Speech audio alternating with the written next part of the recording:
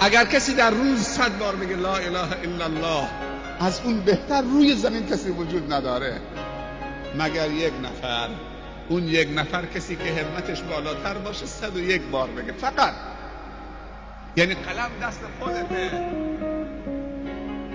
به خودت نمره بده. بهترین ایدیا 15 18 20 100 گفته از اون کسی بهتر روی زمین نیست مگر کسی که 101 بار، یک بار همتش بلندتر باشه.